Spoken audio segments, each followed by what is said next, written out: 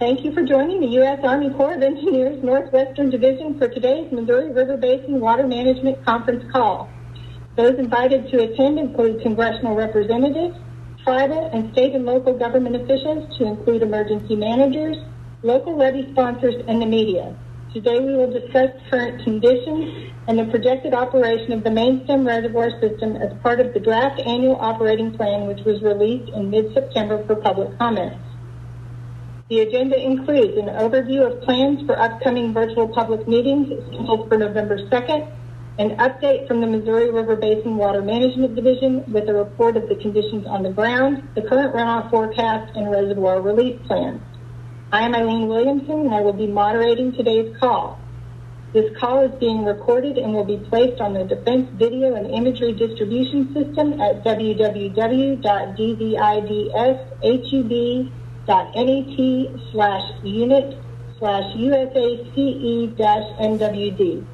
Your participation acknowledges your consent to be recorded. Speakers today will be Mr. John Remus, Chief of the Missouri River Water Management Division. His last name is spelled R-E-M-U-S. Mr. Kevin Grody, Reservoir Regulation Team Lead for the Missouri River Water Management Division. Last name spelled G-R-O-D-E. And Mr. Mike Swinson, Power Productions Team Lead for the Missouri River Water Management Division. His last name is spelled S-W-E-N-S-O-N. Once I have finished providing updates, I will provide information regarding the format for our virtual public meetings and information and links you can use to help get the word out for these meetings. All lines have been placed on mute. When we get to the question and answer session, to unmute your line and ask a question, press *6. Please be aware that the forced mute function does not work on all phones, so if I ask, please use your phone's own mute function to avoid interrupting the call. Do not place the call on hold. Calls for questions will not be part of the recording if none are asked. And with that, I'll turn it over to John Remus. Thank you, Eileen. Our office is responsible for regulating the Missouri River main stem reservoir system. I will provide some general remarks, and then I will turn the discussion over to my senior staff for more detailed information. I want to assure everyone in the basin that the Corps remains fully committed to our flood risk reduction mission, protecting stakeholders when we can from significant hydrologic events that pose a threat to human health and safety. We are also committed to supporting the authorized purposes as outlined in the master plan. The reservoir system is in very good shape from both a flood control and flow support point of view.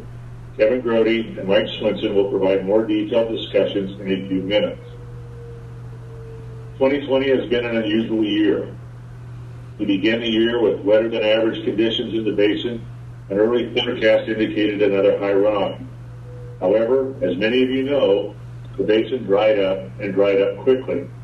We have transitioned from evacuating excess flood water to managing the system to meet flow targets.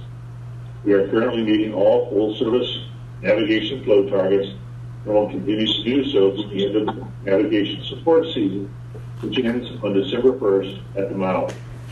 As Eileen stated, the purpose of this meeting is twofold.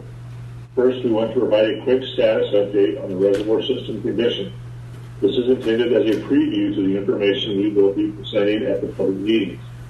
Because the meetings will be virtual, we feel it is important to provide an opportunity for other agencies, tribes, stakeholders, and the media to engage ahead of the public meetings. The questions and comments we receive today will help us prepare for the public meetings. Secondly, we are asking your assistance in getting the word out about the public meetings. While we have issued press releases and posted information on social media with details of the public meetings, we can always use more help in getting the message out to the public. That concludes my remarks. Thank you very much. I will now turn the discussion over to Kevin Grody. Thanks, John. The upper basin runoff for 2020 is forecast to be 30.2 million acre feet, which is about 4 million acre feet more than the long-term. The above-average runoff this year was due to the much wetter than normal soil conditions throughout the basin during the spring. As John mentioned, the conditions throughout the basin have changed considerably over the last 6 months.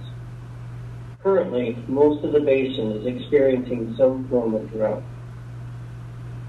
Upper basin runoff comes from three components: plain snowmelt, mountain snowmelt, and rainfall. The snow has just started accumulating in the mountains and upper plains. In early January, we will develop our upper basin runoff forecast for 2021. We will update the runoff forecast on a monthly basis and more often if changing basin conditions dictate. The Gavins Point winter release rate is determined based on the September 1 system storage. Per the September 1 system storage, winter releases from Gavins Point will be at least 17,000 CFS. Releases will be reduced to winter levels starting around November 22nd. And I'll turn it over to Mike. Okay, thanks, Kevin. System storage peaked in mid-July at 61.8 million acre feet, utilizing about 35% of the total flood storage. System storage is currently 57.7 million acre feet, 1.6 million acre feet above the base of the flood control pool. Based on the latest monthly study, system storage is expected to start next year's runoff season below the base of the flood control pool. Fort Peck, Garrison, and Milwaukee are 3.4, 1.6, and 1.4 feet above the base of their respective flood control pools. These three reservoirs are expected to start next year's runoff season about 1 foot below the base of their respective flood control pools. Fort Peck releases are currently 6,000 CFS and are expected to range from 9,500 to 10,000 CFS this winter. Garrison releases are currently 13,000 CFS. December releases from Garrison will be set at 16,000 CFS in anticipation of possible ice formation and river freezing. Releases will be adjusted based on river conditions, with winter releases expected to reach 19,000 CFS in January and February. Fort Randall winter releases will average about 15,000 CFS to maintain the Gavins Point pool and to support the scheduled winter release of Gavins Point. That concludes my remarks. I'll turn back to Eileen. Thanks, Mike. Before we move into any questions, on November 2nd, we will host two virtual public meetings, one at 1:30 p.m. and the other at 6 p.m. We have posted links to the public meetings at nwd.usace.army.mil/mrwm/public-meetings. This link was included in the invitation to participate in today's meeting, as well as the handout attached to the invitation. Participants are encouraged to submit questions before the webinars using the Submit Your Questions in Advance link in the meeting announcement. As John mentioned, these meetings will cover the draft annual operating plan, which was released in mid-September for public comment. The public comment period ends on November 20. We're also posting meeting information to Facebook and Twitter at NWDUSACE. We'll now move into the question and answer period. I'm going to manage questions based on groups and locations. We will start with congressional, tribal, and state and local governments, then the media. Please wait for your group to be called. Remember to press *6 to unmute your phone. Also, please state your name and the organization you represent before asking your question. I will go by state in alphabetical order. State of Iowa. Again, *6 to unmute. Go ahead. Yeah, this is Jacob Boston with Senator Grass's office. Could you repeat what the current releases are for Gavins Point and what the winter releases will be? This is Kevin. The current releases are 33,500. And our winter releases will be at least 17,000. Okay.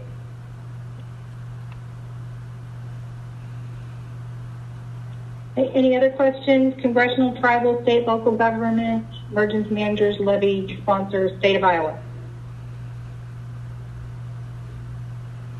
Okay. This meeting will end in 2 minutes. To continue this meeting, press 1. State of Kansas, *6 to unmute. Missouri.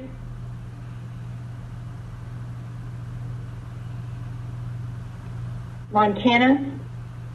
This is Bob Bacon, Missouri DNR Water Resource Center. Go ahead. I've got a question for Kevin or Mike, or John, to be able to answer. The October forecast, basic condition, showed the Corps entering 750,000 acre feet below or into the drop pool. Can you guys explain that, please?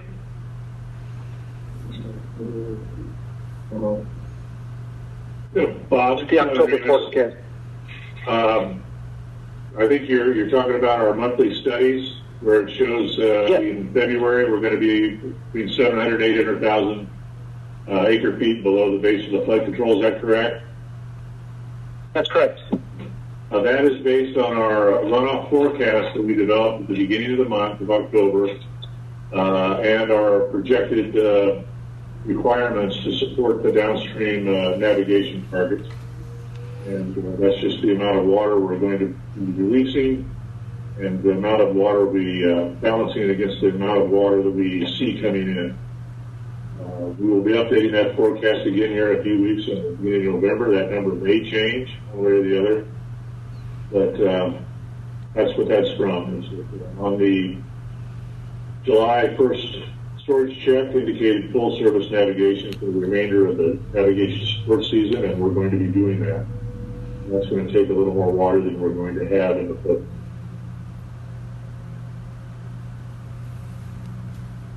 Does that answer your question, Bob? Yeah, a little bit. You gentlemen usually do a very good job of hitting 56.1 at the top of the carryover and not entering the drop pool. Will there be any adjustments coming this winter based on the November forecast, monthly study? Well, as Kevin Grody indicated, our winter releases will be at least 17,000. There may be more than that if we have water that we have to get rid of, but I would say that it's probably likely to be 17,000. Yeah, we're really indicating that we will start next year 800,000 acre feet, give or take, into the multi-purpose carryover pool. That is what the system is designed to do. Is when we get a dry year or multiple dry years, we use that carryover multiple purpose pool to support the downstream flow target. So that's what the system is designed to do, and it's doing it very well. All right, thank you, John. That's very helpful. Thanks, Bob. Hey, remember to press *6 to remute your line. State of Montana. *6 to unmute if you have a question. Nebraska.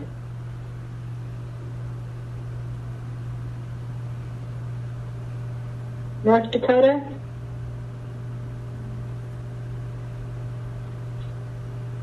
South Dakota. Wyoming. Okay, we'll move to media.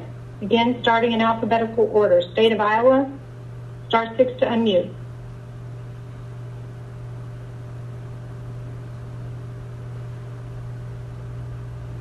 Kansas.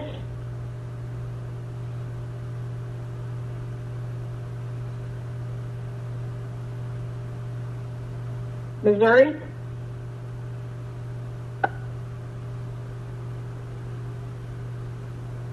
Montana.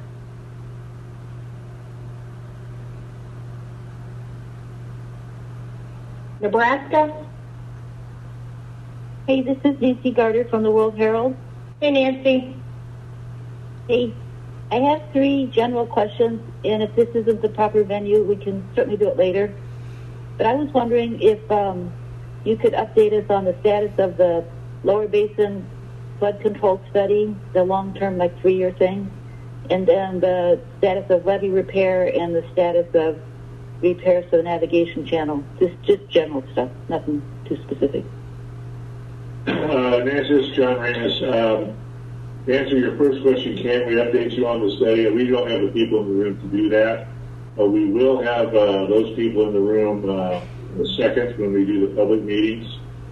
As far as the levee and the navigation channel repair, that is ongoing, but right now we don't have anybody in the room to give you any detail. We will have those people available on the second. Okay, thanks a lot.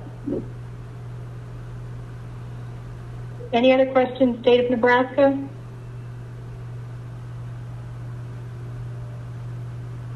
North Dakota?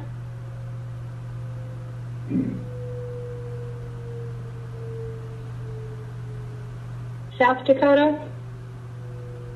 Hey, Elaine, this is Jerry, WNAX. Hi, Jerry.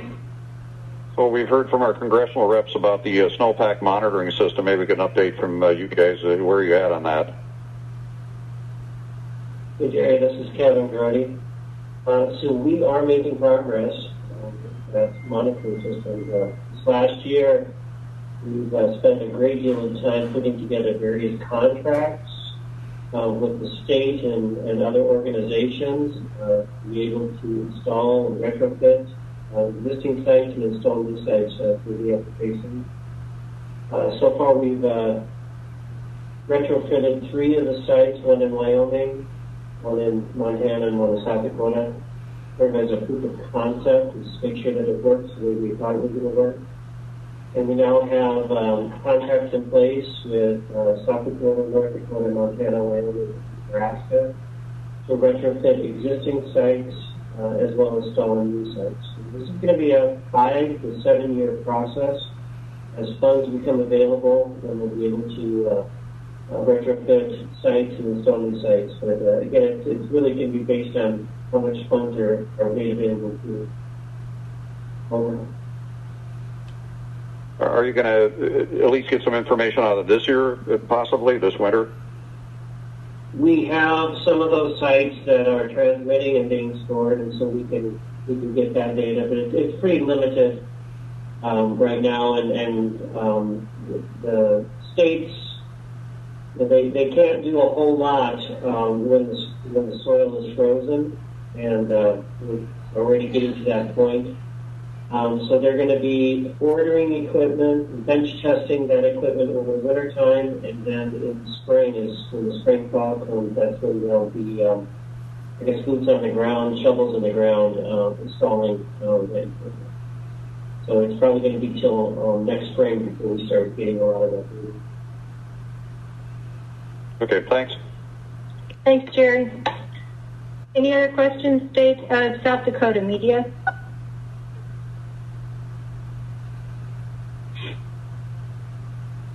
Wyoming? And any final questions before we adjourn? I'm going to hand it over to John Remus for some closing comments.